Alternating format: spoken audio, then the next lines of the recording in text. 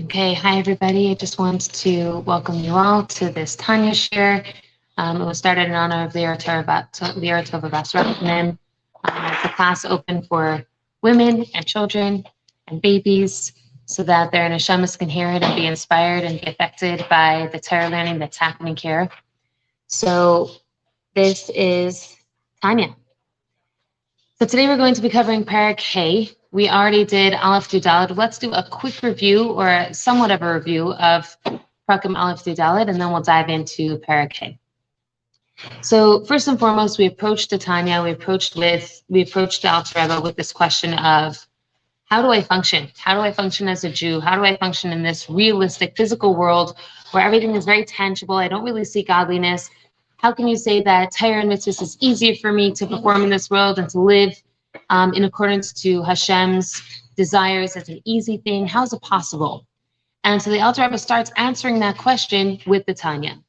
How this is something that's really close to you, this is something that's achievable, and the whole Tanya is supposed to be something that it's supposed to be the Sefer Shel Beinanim, it's supposed to be a Sefer that is written for the people who are the in-betweeners, the people who are who are born into that ability to constantly be tapping into something else. And that's us, right? We spoke about different terms, terminologies, kind of threw them out the window and said, the Alter Rebbe is going to give us entirely new definitions for everything that we thought before. It's different.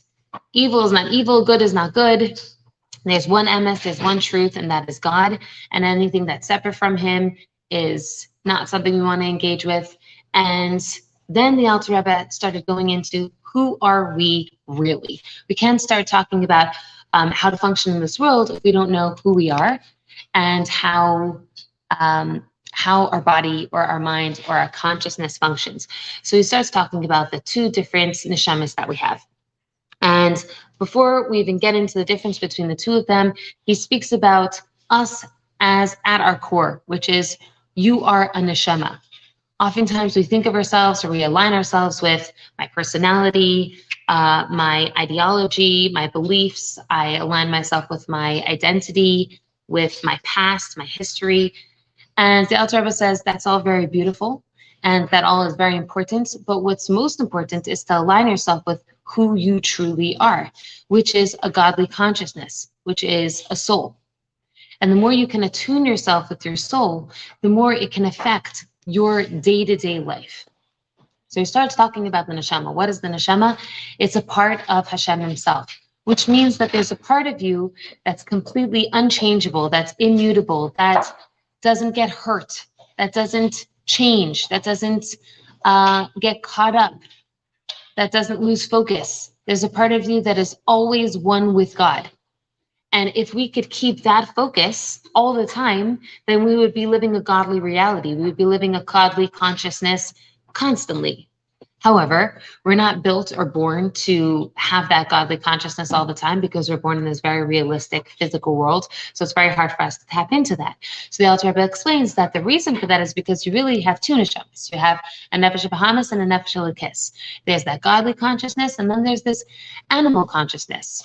There's this other part of you that is fighting to gain control, mastery over your body. What are the differences between the two of them? The nefesh bahamas is, and we've said this, is selfish, right? It's self-centered. It's short-sighted. It's only thinking about itself. It's not thinking beyond itself. It's instinctual. And it also suffers from anxiety.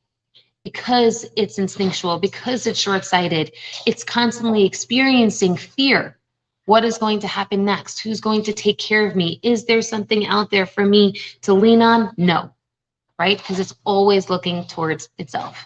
As opposed to the nefesh elokis, which is altruistic, right? Which functions from a space that's outside of myself. It has that generosity. It has that yearning for spirituality, for something deeper. It has depth.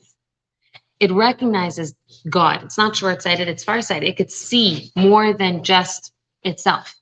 And because of that, it also has a sense of calm all the time because it literally is experiencing a godly consciousness. It's experiencing God. So it doesn't have to fear. Hashem is taking care of everything. Hashem is controlling everything.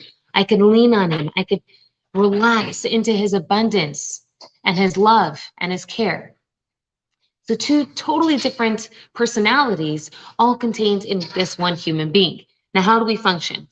How are we able to function like that? So the Alter Rebbe says the real thing that we're trying to do here is we're trying to flood our entire consciousness with the godly reality so that we can, in turn, from there, take that step into the world and do Torah and mitzvahs and hopefully do what we were supposed to be doing, which is our purpose here in this world, which is bringing godliness into this world.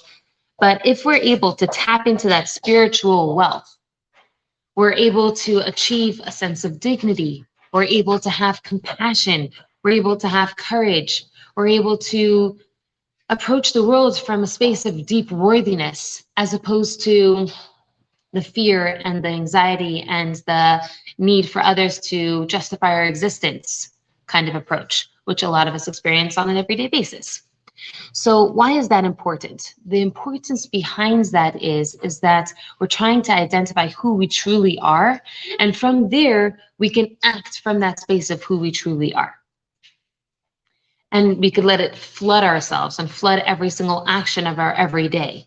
If I am aligned with, I'll give you a quick example, right? If someone, I know for myself, so if I have exercised, right, and I've eaten well, and I have slept well, and I spoke to someone, so my emotional well-being has been fed, and I feel like I did a mitzvah, which filled my spiritual part of myself, my spiritual well-being, if all parts of myself are really feeling very filled up, right? If something happens to me throughout the day, some sort of hiccup, big or small, I will be less affected by it because I am all filled up. As opposed to if I'm pretty low on my physical, emotional, spiritual well-being, then something that happens, I won't really be able to act or react in a dignified, compassionate, loving, caring sort of way because I'm not in that space. I'm functioning from the space of my nefesh bahamis as opposed to being flooded from my nefesh elokis.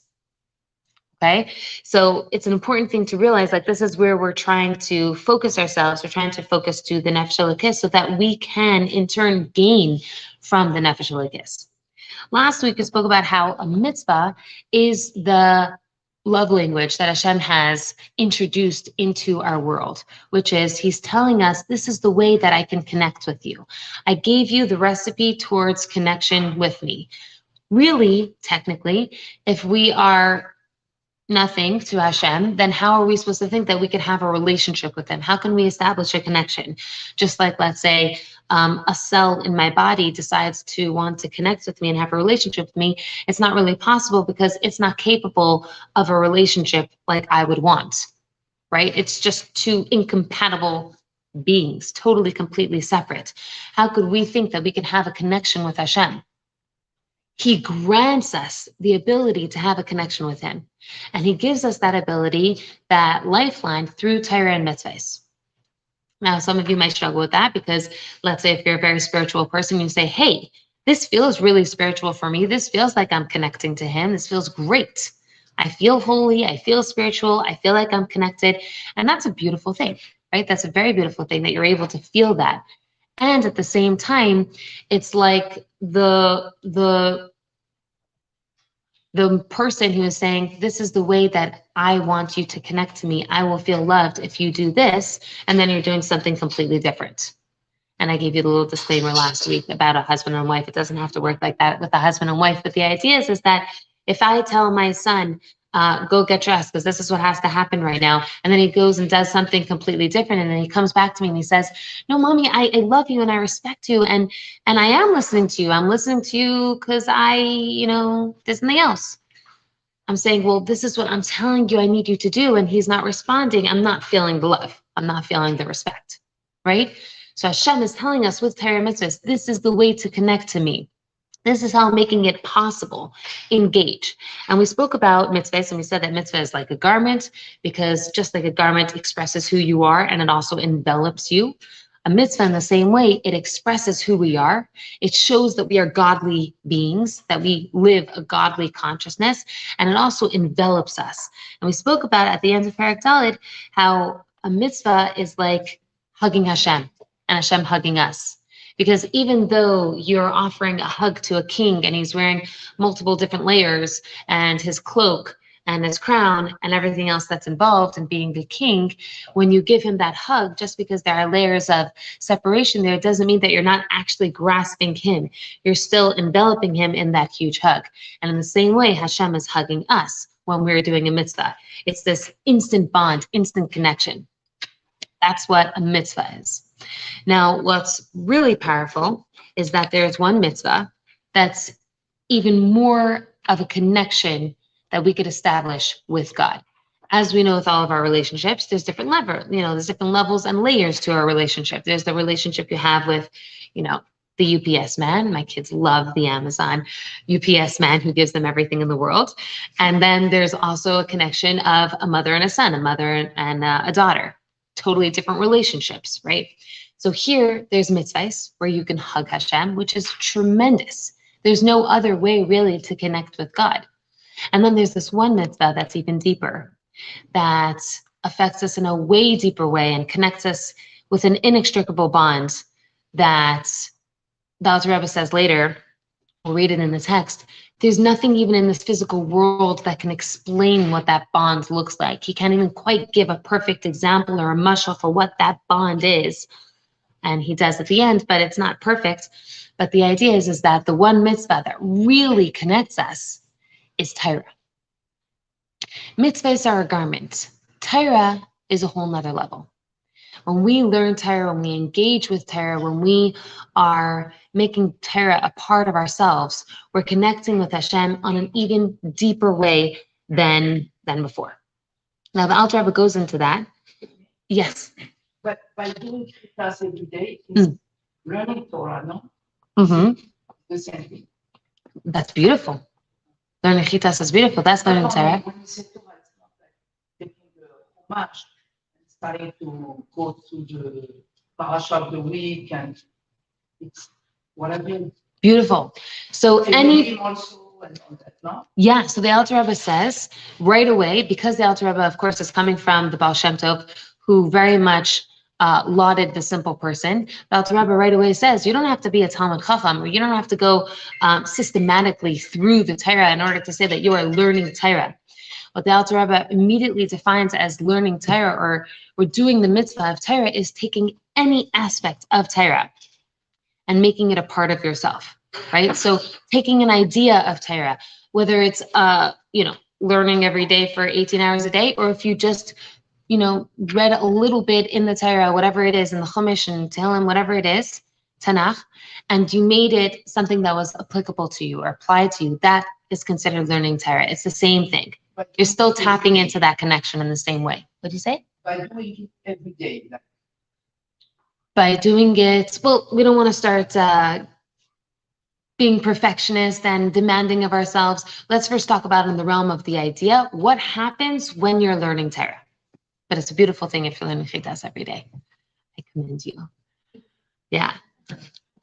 There is a phrase in the Kabbalah, in the Zohar, where Eliyahu says this famous line, Leis machshava tfisa be klal. There's no thought that can grasp him at all. There's no thought that can grasp him at all. And it's referencing to the idea that you can't really plumb the depths of understanding Hashem. You can't really grasp him. There's nothing about him and his Torah that is possible for us created beings to really deeply contain.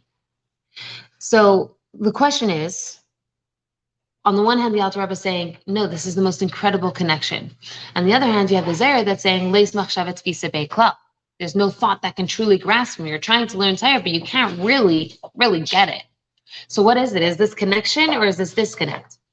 So the Alter Rebbe basically starts talking about tfisa, which is the word grasp. What does it mean to grasp? Why couldn't the Eliyahu in the Zohar said a different word, like, hey, you don't get it. You'll never get God, or you'll never understand God. Instead, he says the word grasp. And therein lies the answer. The Alter Rebbe starts helping us understand that Torah is very different than other intellectual property. When I am engaging in, let's say, learning astronomy, or if I'm learning math, or if I'm learning any sort of subject, when I'm learning about the moon, it's not like as I'm going through understanding the way that the moon turns and the light of the moon and how it functions, that now I have the moon inside me. I have the idea of the moon inside me. It's not like I've incorporated it, the whole idea, and it's in me. It's very different with Torah. With Torah, when you are learning Torah, you now have become one with the Torah. You have become one with Hashem's Chachma. Hashem's wisdom is now a part of you. And that's why Leo uses the word grasp, because grasping means that you're literally holding on to it. It's something that now you have a hold of it. Your mind is grasping it, which means there's something a little bit more than just understanding it or getting it. It's that now your mind is wrapped around it. And that only happens with the concept of Torah, with learning Torah. And he goes and he gives a beautiful example. But here I just want to read to you the terminology that the Alter Rebbe uses in Parakeh. He says, "V'hu yichud nifla." This is an absolutely wondrous unity. She'ein yichud k'mayu, v'lei ka'archai nimtzei klal b'gashmius. There's no unity that's like it. Not in length, and you won't find it even in the physical world, that there's any sort of unity like this. That you have such a bond where they're so connected, and he says from every angle, including every corner. Like there's an absolute unity that happens when you're learning Torah.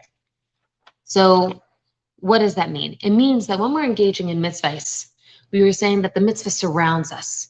The energy of the mitzvah surrounds us. Hashem's godly light surrounds us. We are enveloped in that cozy cocoon of his consciousness. When we're engaging in Torah, not just is that happening, where we are enveloped and completely connected with Hashem in an environment of connection, now we also are connecting Hashem from a deep space within ourselves. It's like we have ingested God. It's not just that we're wrapped up in him, that he surrounds us. It's now the idea that with learning Torah, it's inside of us, which is a totally different connection, a very intimate connection. And the Alter Rebbe gives the example of food. And he says that Torah is like the food for the neshama. There's two aspects to food.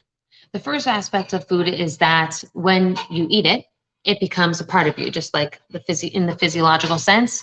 You eat it, it gets broken down, it spreads throughout the bloodstream, it becomes part of your actual body, right? And like different examples, I remember when I was a kid, like I'd have these white spots and my mother's like, oh, you're not drinking enough milk. And it was like such an interesting thing, like literally the food that I eat is affecting my body, which we know, but you don't really necessarily think that it actually becomes a part of you. Well, it does, right? So it's literally becoming a part of you. That food is ingested in you, it becomes a part of you. The other part of food, the other aspect of it, is that it's a source of life. It literally keeps us alive. If we eat, we live. If we don't eat, God forbid, the opposite. So the reason why this analogy is beautiful is because both aspects of this analogy are happening when we learn Torah.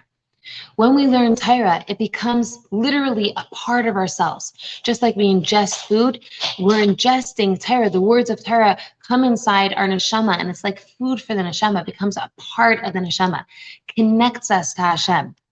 It becomes a part of our body. We are ingesting Hashem's chachma.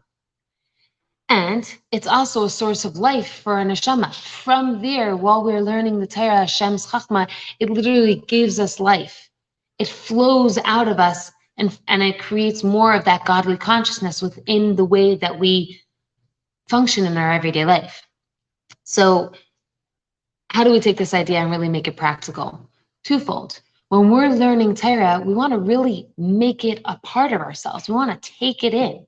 It's not just, even though reading words of Torah is beautiful and it does affect you, and the Baal Shem Tov says it affects the air around you, but what the Alter Rebbe here is bringing in is how powerful is it that when you learn Torah, it becomes a part of you. Now, this is an active process, right? Just because a husband comes home and hands the flowers over to his wife, and that's a beautiful gesture, it still is so much more meaningful as if he gives it to her and says, I love you, or he looks at her in the eyes, or he makes the effort, right?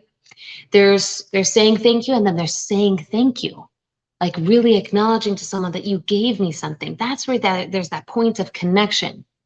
So what the Alter Rebbe is bringing over here is you could have a superficial way of reading Torah, of learning Torah. Yes, I did my part. I came to the Torah class. I learned this concept. It was great, cool, and then go on with my life. Or I could look at this piece of Torah that I learned, this line from the Torah, this little short Dvar Torah that I heard from someone over the phone, whatever it is. And I could really say, I want to inculcate that into my everyday life. I want to make this a part of myself. I want to really receive this and make it who I am.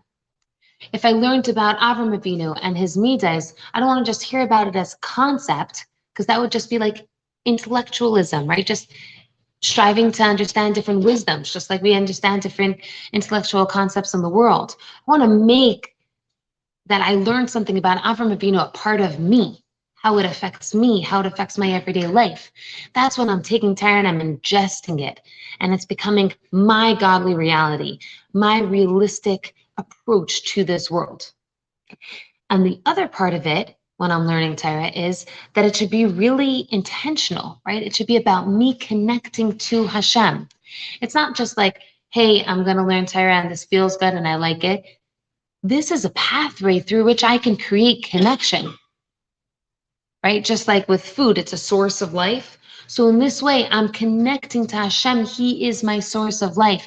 And the more I can connect to Torah and seeing that this is a method through which I gain life, joy will come from this. Dignity will come from this. Worthiness will come from this. My purpose will come from learning Torah. Me being attuned to God, connecting with Him, will give me everything that I want in this world. That's a totally different way of approaching Torah study, right? So if you're sitting down to do your chitas, it's not just like making sure that you get it done, saying sheni or reading the words.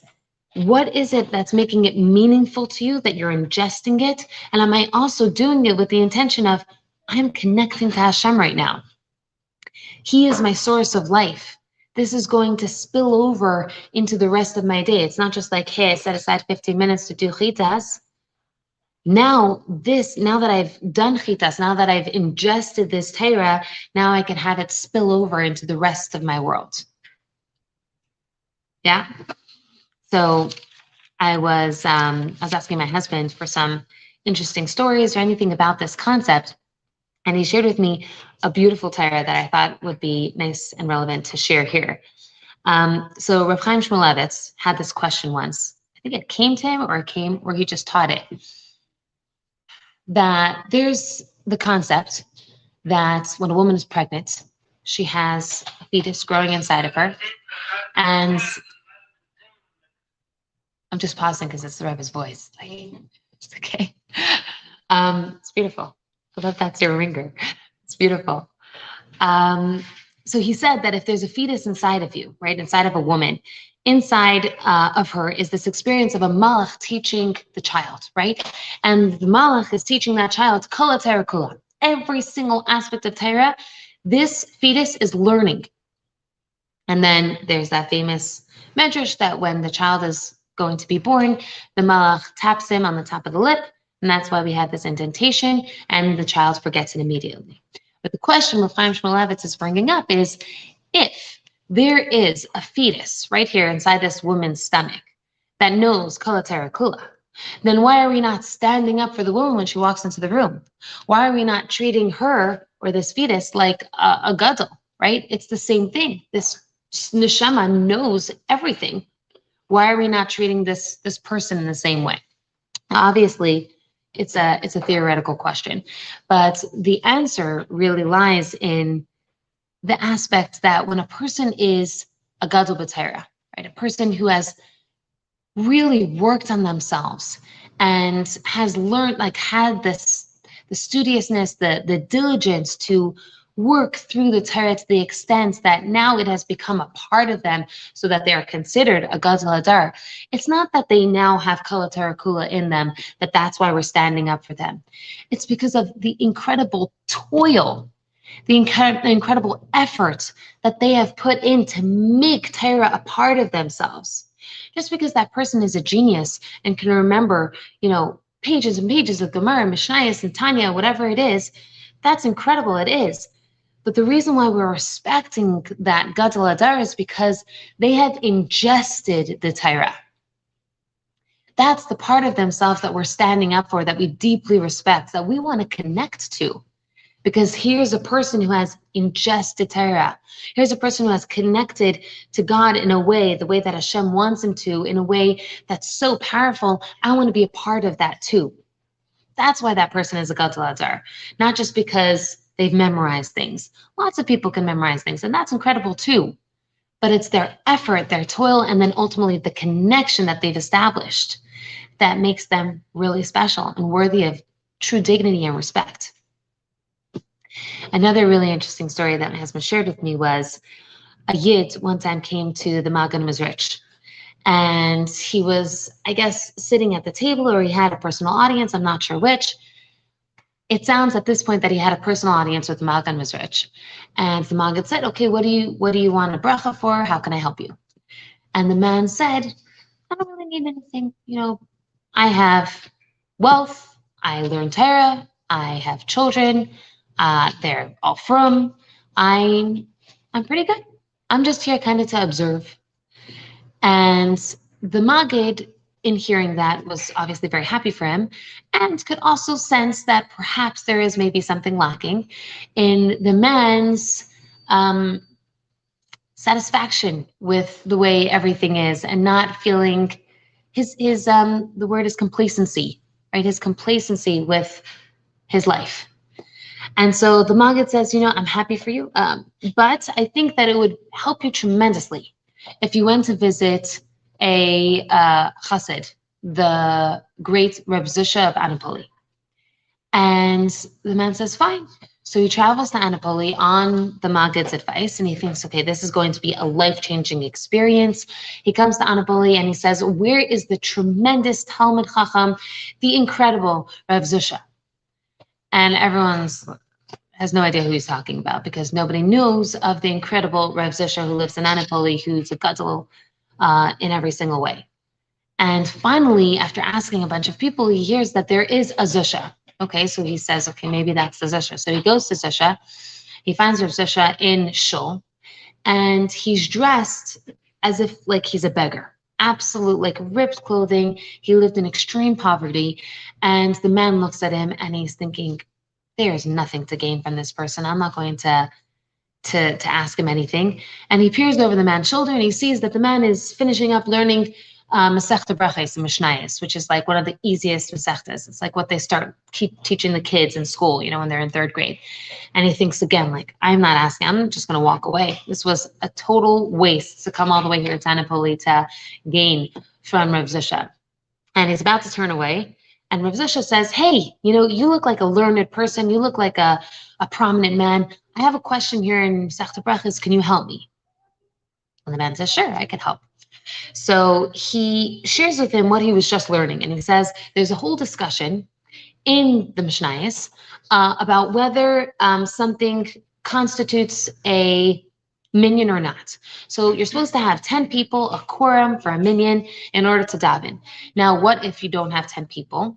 So the Mishnah asks, is it okay to use the Aron Kodesh as the 10th person? You have 9 people, and then the Aron Kodesh is there. It contains a Sefer Torah, so can it count as part of the minyan? And the Mishnah says, no, it doesn't, because the Aron Kodesh is not a gavra. It's not a person. And that's the end of the discussion. And so Reb Zusha turns to this man and he says, what is this discussion? Like, what is this question even?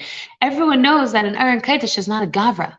Why would this question even come up? Like, hey, maybe with the Aron Kodesh, because it contains the whole Torah, maybe it could constitute as a person to count inside the minyan.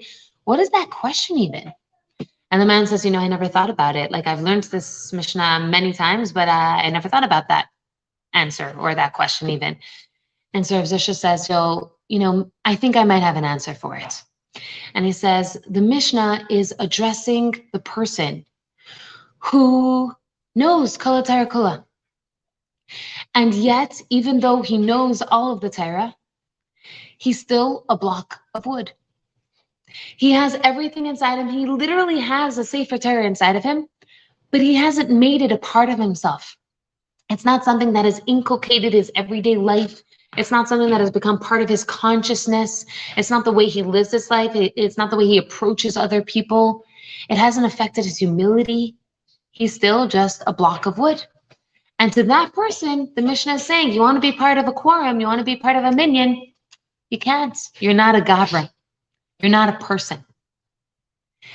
And Rav Zisha obviously, it wasn't intentionally saying this to him, but it was all obviously coordinated by Hashem. But the idea is that this man heard that message loud and clear, that I could be a person who thinks I have everything. I have the wealth, I have my children being from, I know all the Torah, I know Kol Torah Kula, and still I'm traveling all the way here to Annapolis to hear from the Maggid that I'm still just a block of wood. And not in the way of like to be insulting, but to show him a derech of Avaida. That yes, you have all this bounty, you have all this incredible abundance in your life. You know Torah, you have the ability to learn it, you have the wealth, so you have the time to learn it, and yet you're not actually making it a part of yourself and who you are. And so the man left Rav Zosha of Anipoli with a completely new derech of Avaida in his life. Now he could take all the abundance that he has and make it real, make it a part of himself, so he could become a gavra, a real person, not just a block of wood that contains the Torah. So after learning this and learning Parakeh, I think it's obvious what we have to do now. After every one of our classes, we have to have a takeaway. We have to somehow take the Tanya, take what we're learning, and give ourselves even just a minute at the end of this class and say, okay, how am I going to take the ideas that we discussed today, that we thought about, that we learned about, and make it real, make it a part of me, make it something that I could think about throughout the day, or take one action inspired from this class, inspired from Parakeh of Tanya, where the Alter Rebbe is giving us this gift of knowledge. That Torah is not just something that we could learn. It's not just for Talmidei Chachamim. You could just live with one concept that you've learned in Torah, and you are now not just enveloped by Hashem's light, but now it's you. It's a part of you. It's a deep connection that the Alter Rebbe can't even find a mashal for to really fully explain to us the deep connection that we're creating when we learn Torah. So my takeaway is that for every class after this, we're going to have a takeaway. But I want to first hear if anyone has a takeaway. Yes. So I was walking this morning with my earphones, and I was listening to Benny Friedman's Kosha. And I heard it so loud and clear, the lyrics from the first song. And I know Benny.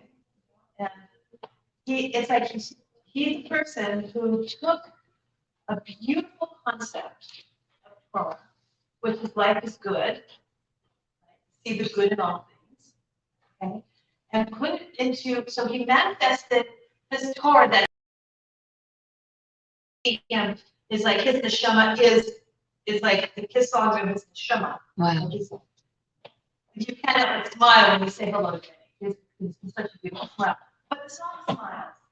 So he's taken that Torah and he's transformed it into a song, which everyone can sing, and take away a bit of what is part of him in doing so. And it's just such a, I just love this concept that you're talking about, because it's not just reading. It's not just the reading. It seems like reading, like you learn Torah, you're wrapped in Hashem's words, but it's not just that.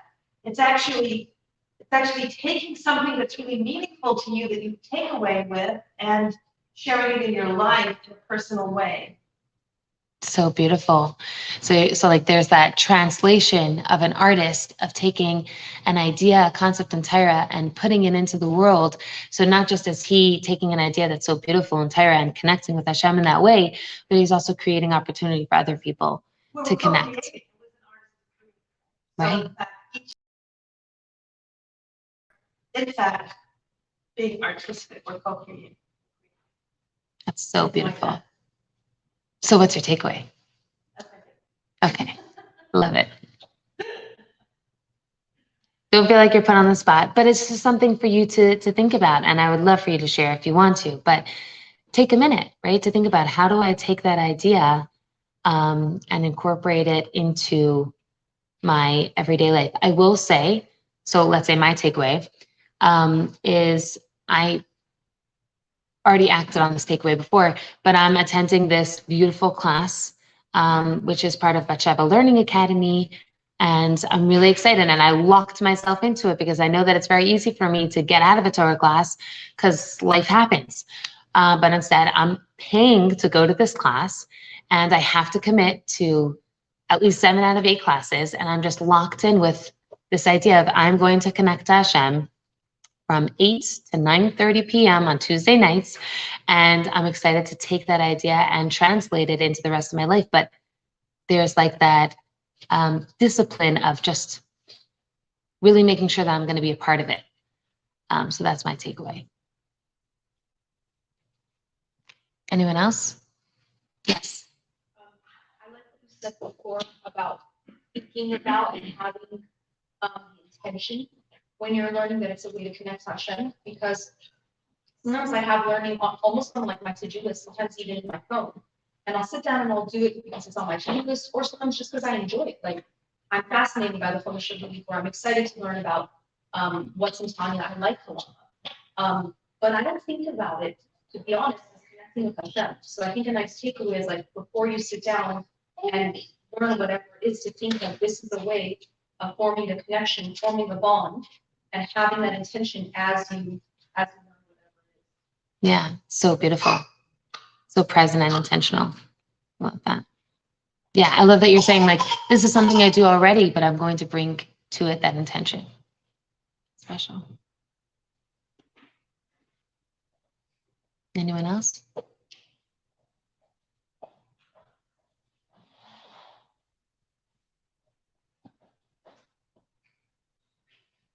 Okay, so that was Parak A. It's super short Parak. And God willing, in 2 weeks, we will be, so next week we don't have a class. Important for you to know because it's a Shiva week, a vacation. So Cece's not teaching then. She's going to be teaching the following week, so I'll see you in 3 weeks. Okay, have a beautiful day and a beautiful week. All the best.